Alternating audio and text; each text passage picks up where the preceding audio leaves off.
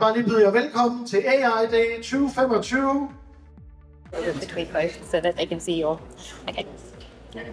Welcome to the RetailWire podcast in partnership with AI Day. Andreas, can you tell us a little bit about yourself and your work in the retail space? Yes, first of all, thank you for having me. My name is Andreas and I am CEO of a company called Kernel. And Kernel is trying to solve the messy problem of onboarding a lot of products in the e-commerce space. So what they are doing today is that they are writing a lot of product data to different markets, for different feed channels, etc. And we're just doing that automatically. So you can give us a barcode and then we are writing all the product data, product content, and images, videos, everything for your entire catalog, and we optimize it based on trend sales, based on like different channels, measurements, etc. So essentially just giving you the best data you can have to sell your products online. Okay, so with AI and automation changing retail so fast, like we've heard so much in the news recently, for example with Amazon, cutting, laying off workers and automating a number of tasks. When do you think using these technologies became essential to staying competitive? I think first of all, it is a scaling problem. You need to onboard more new products than ever, mainly because the market has become more competitive, which means that the margins per product shrinks, so you need more products. And you need to automate that to stay competitive. So one of the reasons you can earn more money is you can cut your cost on the product side.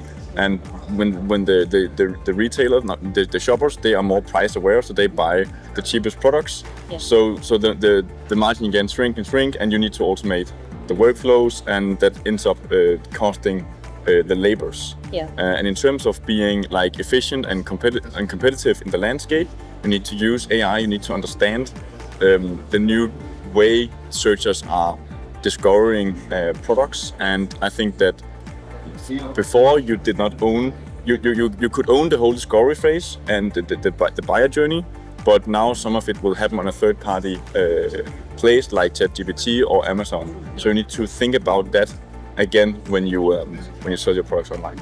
Okay, so on that topic of like brand discovery and knowing where to exist, how do you think brands should? Where do you think they should be focusing their attention? I think that first of all, I think they should focus their attention on the product data. Okay. Because they need to align it with what customers are searching for.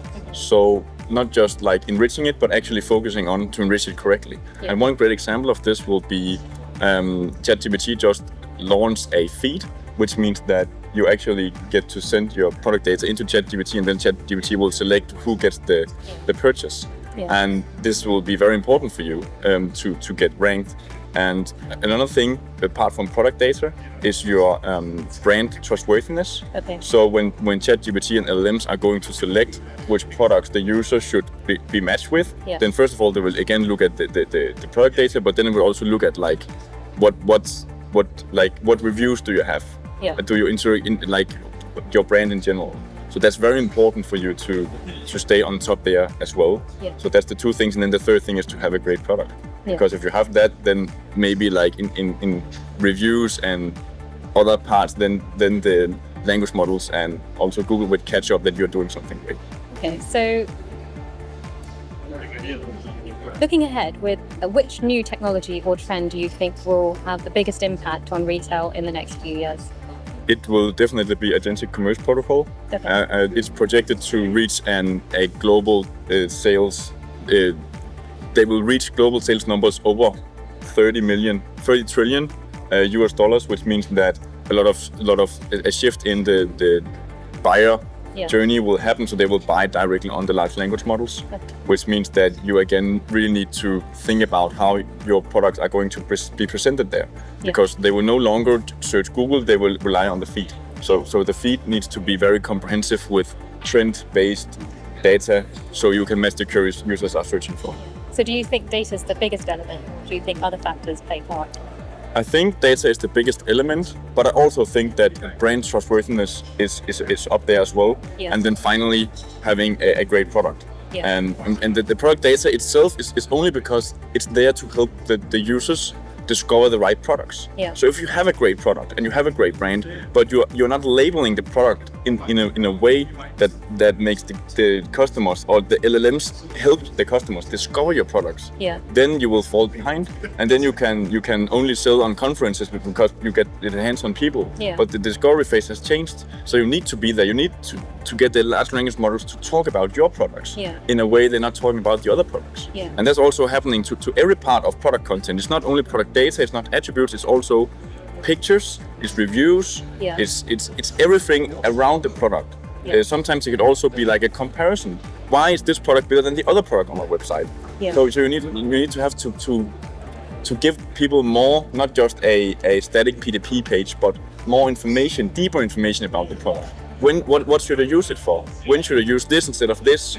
So I need to get help more than I get today. So the customers actually play a big role in this now because they're co-authoring this story. So what's your take on where the customer's input is going to be very valuable here? The customers, they are more demanding than ever.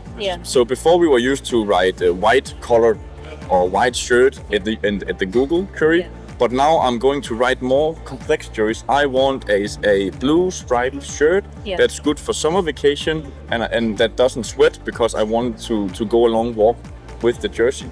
And that's like, and I also want it to be eco-friendly, and I don't want it to cost over $200.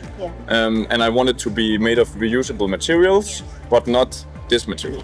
And all of these things is like very complex query. And in order to be able to get shown here, you just need to have written like the things, like you need to have labeled your shirt as sweat reducing, good for summer, good at running. So much more context needed. Yes, so the occasion, the context, the style, is this a statement piece? It's not a statement piece. And also guide your customers more based on that, because they need help with deciding.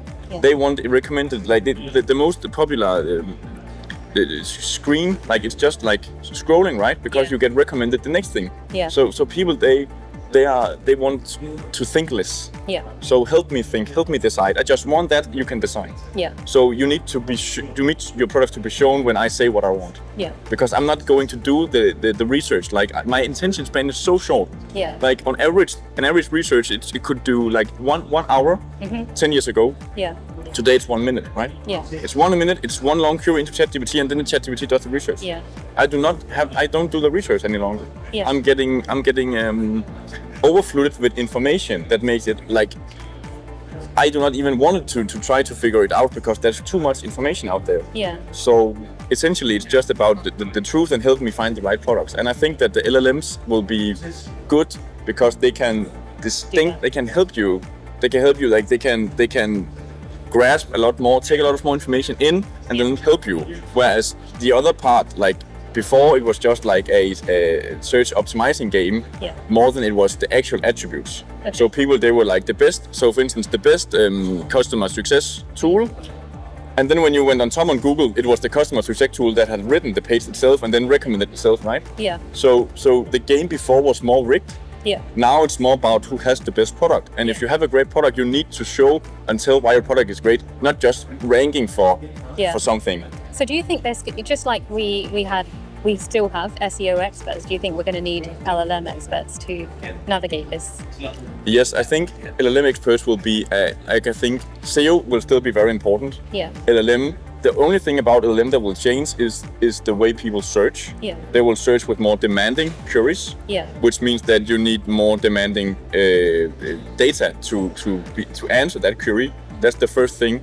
And I think, but elsewhere, I think it's quite the same. And the second thing is that it will become a feed. So ChatGPT will not use Google, it will use a feed, which means that I predict that in terms of ranking in LLMs, the backlinking will mean less. Not in terms of the brand authority, because but when you buy backlinks, you just buy like some page ranking signals. Whereas real brand authority is something else. It's like brand awareness, etc. Whereas when the feed will be put in to ChatGPT, then it will be decided based on the feed, right? There's no backlinking. Like when you do a Google Ads, there's no backlinking in Google Ads. So I think that I will predict that backlinking it will be more important to have the right backlinking, and backlinking earned because you have a great product, rather than just buying black hat SEO backlinking. I think it will not be a thing in LLM. So that's the two distinct things, but when people say SEO is dead, it's not dead at all. I just think LLM is like a small part of the big SEO game. Okay, brilliant. Thank you so much, Andreas. Yes, for joining thank you. us. And, Yes. yeah.